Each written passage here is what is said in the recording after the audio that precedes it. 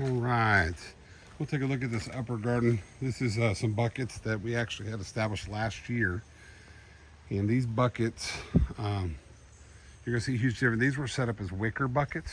And so we use like a potting soil, something that wicks real well. So you're actually seeing the difference between really, really good soil, which we have up here. This is a Super Sweet 100 planted 2 weeks after all the other ones. And it's going crazy. Like I'm having to like continually tie this thing down, and it's growing well beyond the cage and just absolutely going crazy. So the problem we have with these is they almost outgrow their ability to get nutrients. We almost can't. You can actually see there's some really good sized onions in there. So like this one right here, I'll break this stalk off, break that stalk off, and then it'll start producing to make the bulb bigger. But you can see it's really kind of sloppy down here. But the cucumbers here are doing really, really well. They're real green and producing a lot. And I put some trellises up here to help them climb up the vine. Looking to see if there's any to pull. No, I pulled them yesterday and they didn't have many. Got a habanero pepper there doing well, and almost a goner. This is the result of wind here, friends.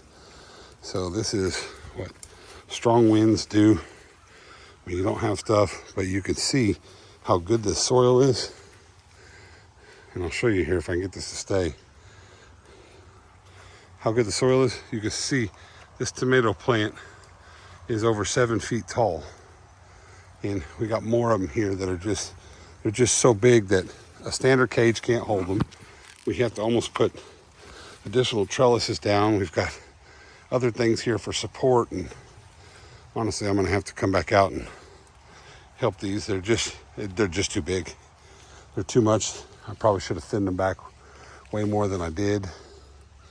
So we'll get some twine, but then they get wet and wind, and you see tomatoes are actually designed to grow in the ground, to vine on the ground, but not us.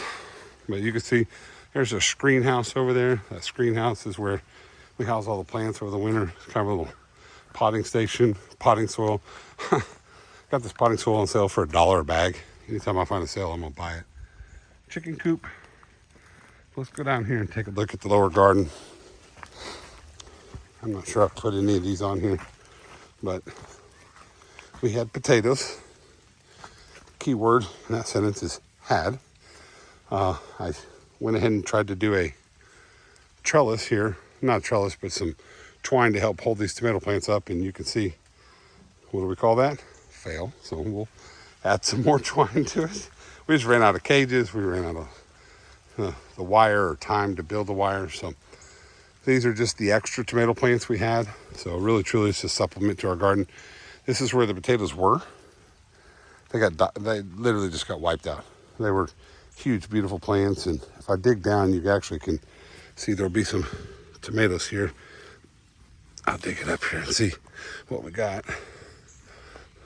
We added more and more soil to it and see, but we actually didn't have any come out of that one. So, but what I'm gonna do is I'm gonna come put some more okra and more zucchini squash here, and then we'll come over here and look at, I threw in more cucumbers.